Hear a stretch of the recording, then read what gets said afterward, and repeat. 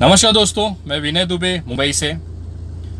जिस तरह से बिना सोचे समझे, बिना गरीबों और मजदूरों का जीवनों का मूल्यांकन किए, जिस तरह से नरेंद्र मोदी जी आते हैं, 3 घंटे का समय देते हैं और पूरे देश को लॉकडाउन की स्थिति में झोंक देते हैं। उनको ये भी अंदाजा नहीं था कि एक गरीब तबका जो मजदूरी करता है, दिहाड़ी करता है, वो कैसे जीवन यापन करेगा। कोई भी प्लानिंग नहीं, कोई भी व्यवस्था न होने के बावजूद लॉकडाउन में भारत को झोंक दिया जाता है। लोग उसको भी मंजूर कर लेते हैं। मोदी जी कहते हैं कि आप ताली बजाओ, लोग ताली बजाते हैं। मोदी जी कहते हैं आप दिया जलाओ, लोग दिया जलाते हैं। लेकिन आज जो परिस्थिति है इन मजदूर भाइयों की, खास करके जो गरीब तबका है, जो महाराष्ट्र मुंबई में फंसा हुआ है, कोई इलाज कराने के लिए आया था, कोई अपने रोजगार के चलते यहाँ पे आया था, आज उनकी जेबें खाली हैं। कितना दिन आदमी सरवाइव कर सकता है? आज उनके घर पे राशन नहीं है, भुखमरी की स्थिति है।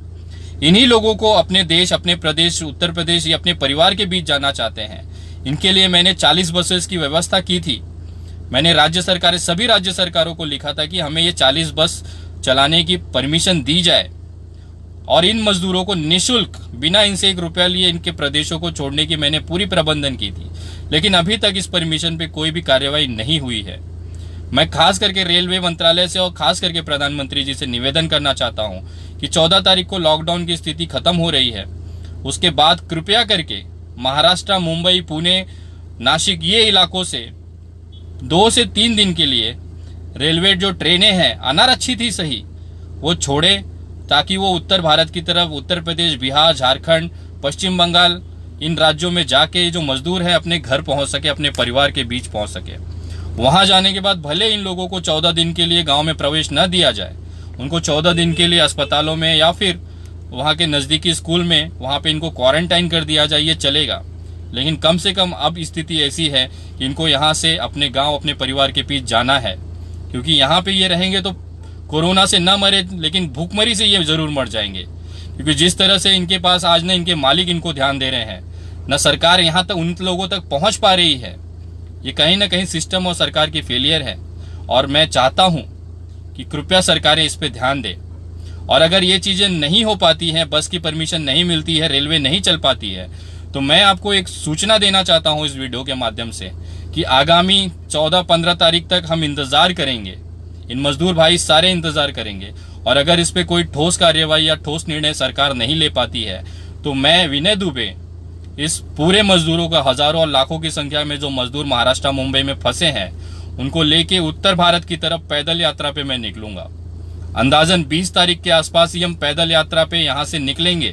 जिस तरह से दिल्ली से हजारों लाखों की संख्या में लोग वहां से पैदल अपने उत्तर प्रदेश, बिहार पहुंचे हैं, उसी तरफ से अब हमारे पास यही रास्ता बचता है कि हम लोग इस मजदूर भाइयों को अपने घरों तक पहुंचाने के लिए ये कदम हमें मजबूरी में उठाना पड़ेगा। और इसकी पूरी जिम्मेदारी केंद्र सरकार और राज्य सरकारों की होगी।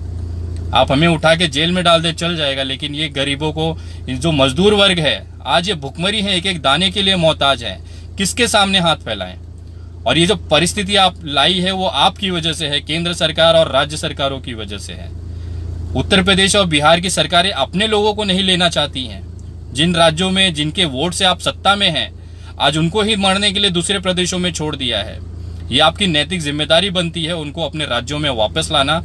और अगर आप नहीं ला सकते हैं तो ये जनता का एक नया, बोलते हैं कि मजदूर आंदोलन एक शुरू होने के कागार पे है। जिस तरह से गुजरात के सूरत में प्रवासी उत्तर भारतीयों ने जिस तरह से वहां पे रास्ते जाम किए हैं, आगजनी हुई है, अब लोगों के अंदर ये गुस्सा है। लोग, कोई भी घर पे बैठ के भूखा नहीं मरेगा, कोई भी घर पे बैठ के भूखा नहीं मरेगा। जिसको भी लग रहा है कि अब उसकी अंतिम समय आ गया है, वो हाथ पैर मारेगा, वो जिंदा रहने की कोशिश करेगा।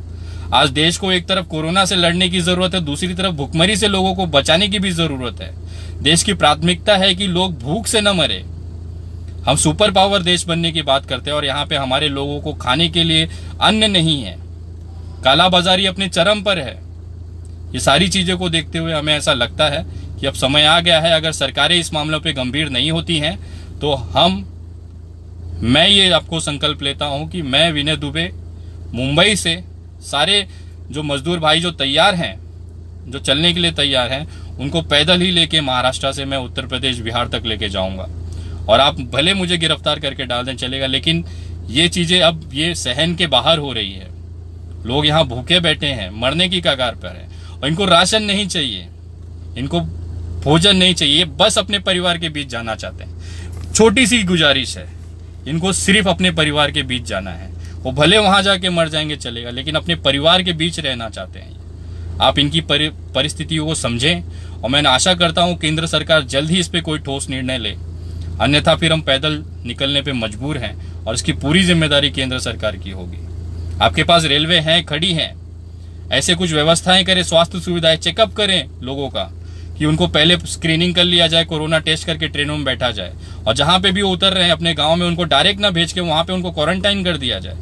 ये उनको मंजूर है, लेकिन यहाँ पे तिल तिल रह के अपने एक 10 बाई 10 के रूम में 15 लोग सोए हुए हैं, वो ऐसे ही मर जाएंगे भुखमरी से। तो कृपया एक मानवीय आधार पे मैं निवेदन करता हूँ कि केंद्र सरकार और राज्य सरकारें इसमें गंभीरता से लें, अन्यथा मजदूर आंदोलन एक शुरू होगा तो किसी से नहीं रुकेगा ये। और ये आपकी फेलियर है, ये सरकार की फेलियर है। केंद्र सरकार के पास सारे संसाधन होने के बावजूद अगर मजदूर पैदल जाता है, ये सबसे बड़े शर्म की बात है हमारे देश के लिए। एक मजदूर को, एक गरीब तबके को अपने परिवार के बीच में जाने से आप नहीं रोक सकते सर, चाहे आप कितनी भी पुलिस लगा लीजिए। जिस दिन ये मजदूर अपने पे आ गया, ये मजदूर और किसान ही एक ऐसा वर्ग है जिससे देश चलता है। अगर हम उसके बारे में नहीं सोच पाते हैं तो हम कभी भी आगे नहीं बढ़ पाएंगे। छोटा सा निवेदन है, और उन तमाम मजदूर भाइयों से मेरा निवेदन है, अगर आप तैयार हैं इस मुहिम में गांव चलने के लिए, पैदल अगर चलने में सक्षम है, यहाँ रह के मरिए या तो अपने परिवार के बीच पहुंचिए, 2 ही ऑप्शन है। अगर आप चलना चाहते हैं तो मेरे मोबाइल नंबर 9799151849 पे आप कितने लोग हैं और चलने के लिए अगर तैयार हैं पैदल करके, तो उसकी जानकारी मुझे व्हाट्सअप करिए 7999151849, ताकि वो सारे आंकड़े मैं सरकार के सामने रख सकूं।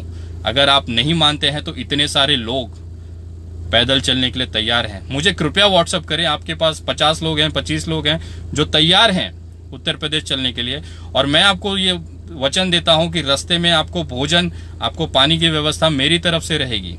आप उसकी चिंता ना करें, पूरा रास्ता मैं आप लोगों का साथ दूंगा, आपके साथ चलूंगा, और आखिर में आपको घर पे पहुंचा के मैं वापस आऊंगा। भले मुझे पैदल वापस आना पड़े चलेगा, लेकिन यहाँ पे मैं आप लोगों को ऐसे लावारिसों के जैसे नहीं छोड़ सकता। आपके बच्चे आपका इंतजार कर रहे हैं, आपका पिताजी आपका इंतजार कर रहे हैं, आपकी पत्नी आपका इंतजार कर रहा है, आपका गांव आपका इंतजार कर रहा है। तो निर्णय आप लीजिए। अगर आप तैयार हैं मेरे इस मुहिम में साथ देने के लिए, तो मुझे मेरे नंबर पे 7999151849 पे सूचित करें कितने लोग हैं आप लोग। और आगामी 20 तारीख तक मेरा अंदाजा है कि अगर सरकारें कार्रवाई नहीं करती हैं, 17-18 तारीख तक कोई ठोस निर्णय नहीं निकलता, तो 20 तारीख को पक्का है सुबह के समय हम ये अपना पैदल मार्च मुंबई से उत्तर प्रदेश, बिहार, बंगाल तक लेके जाएंगे। जय हिंद, जय महाराष्ट्र।